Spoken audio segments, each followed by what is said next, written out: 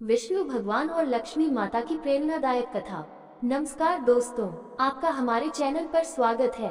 आज की हमारी कहानी उन सवालों के इर्द गिर्द घूमती है जिन्हें लक्ष्मी माता ने भगवान विष्णु से पूछा।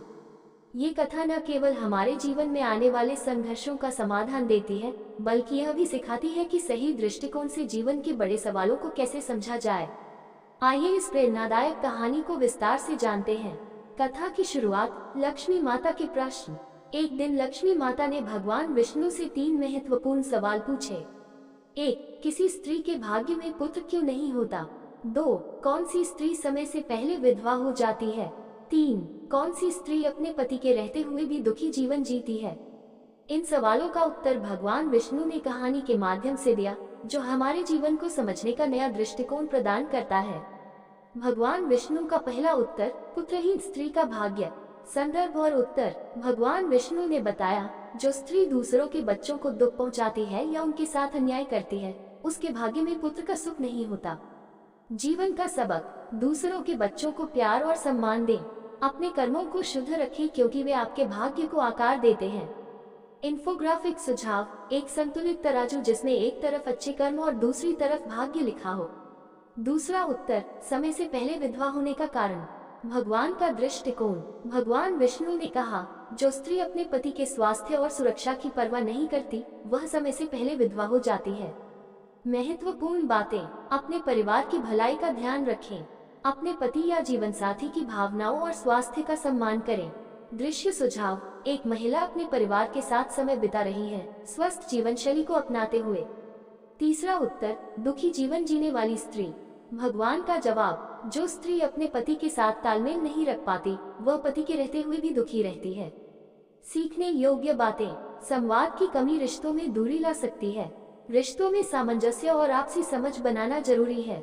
इन्फोग्राफिक सुझाव, संवाद और विश्वास को दर्शाने वाली एक सर्कल डायग्राम। कहानी से जुड़े भारतीय उदाहरण। सीखने लायक प्रेरक घटनाएं। सुमन की कहानी। सुमन, एक छोटे गांव की महिला, ने अपने पति की देखभाल करते हुए अपने बच्चों को शिक्षित करने का संकल्प लिया। ये संकल्प उनके परिवार के लिए सकारात्मक बदलाव लाया। गीता की सीख।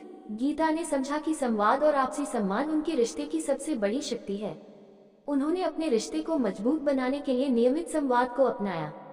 दृश्य सुझाव, गीता और सुमन के संघर्ष और सफलता को चित्रित करने वाले प्रेरक चित्र। अनुकूल संरचना और कीवर्ड सुझाव। प्रमुख कीवर्ड, भगवान विष्णु और लक्ष्मी कथा। स्त्री के भाग्य का कारण, पति पत्नी का सामंजस्य, जीवन में सुखी रहने की टिप्स। अन्य कीवर्ड उपयोग, प्रेरणादायक भारतीय कथाएं, सुखी जीवन के उपाय, पारिवारिक संबंधों में सुधार। कथा से मुख्य संदेश, अच्छे कर्म व्यक्ति के भाग्य को आकार देते हैं। संवाद और सामंजस्य रिश्तों में खुशियां लाते हैं। परिवार की देखभाल और सम्मान से जीवन को नई दिशा मिलती है। सोचें, क्या आप अपने जीवन के रिश्तों में संवाद और सामंजस्य बना रहे हैं?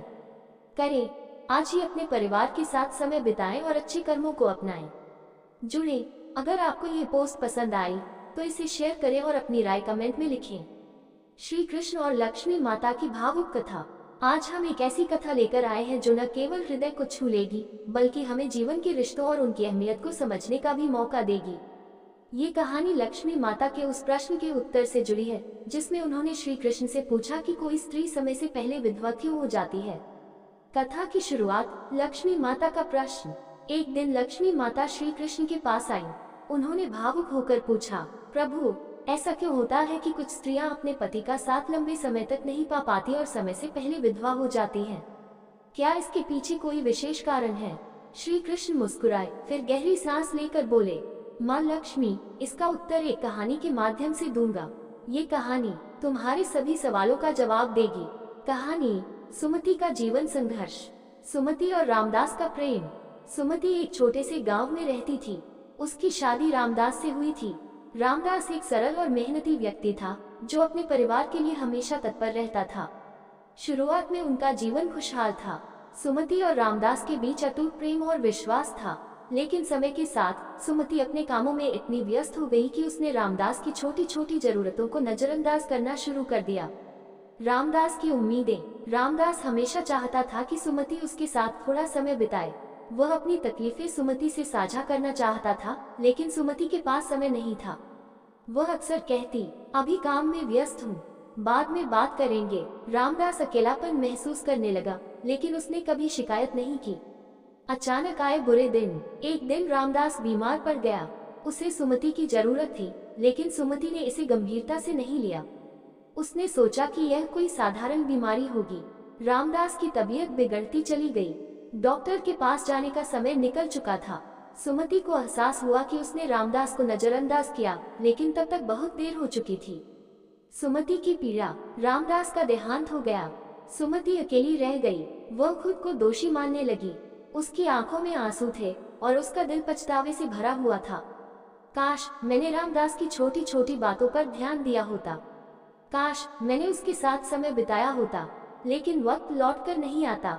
श्री कृष्ण का उत्तर। श्री कृष्ण ने कहानी समाप्त की और लक्ष्मी माता से कहा, जो स्त्री अपने पति की भावनाओं, स्वास्थ्य और जरूरतों को नजरअंदाज करती है, वह समय से पहले विधवा हो जाती है। रिश्तों में प्यार और देखभाल जरूरी है। अगर हम अपनों को समय नहीं देंगे तो उनका महत्व खो देंगे। जीवन का सबक। इस कहानी से हमें ये सीख मिलती है। 1. रिश्तों में संवाद जरूरी है। 2. अपनों की भावनाओं और जरूरतों का सम्मान करें। 3. अपने प्रियजनों को समय और ध्यान दें। भावुक अपील। क्या आप भी सुमति जैसी गलती कर रहे हैं? आज ही अपनों को समय दें। उनकी बातों को ध्यान से सुनें। अपने रिश्तों में प्यार और देखभाल बनाए रखें। दोस्तों, ये कहानी आपको कैसी लगी? हमें कमेंट में बताएं और इसे अपने प्रियजनों के साथ साझा करें। और दोस्तों, हमारे चैनल की ताकत आप सब लोग हैं और सब्सक्राइब करके हमारे चैनल को सपोर्ट करें, यही आपसे उम्मीद है हमें। इन्फोग्राफिक सुझाव, संवाद, सम्मान और सामंजस्य पर आधारित मोटिवेशनल कोट। निष्कर्ष। ये कहानी हमें सिखाती है कि सही दृष्टिकोण और कर्मों से जीवन को सुखमय बनाया जा सकता है। चाहे वह हमारे परिवार से जुड़े रिश्ते हों या हमारे खुद के निर्णय, हर पहलू में ध्यान और सम्मान जरूरी है। दोस्तों, क्या ये कहानी आपके जीवन से जुड़ी किसी बात की याद दिलाती है? अपनी कहानी हमारे साथ साझा करें।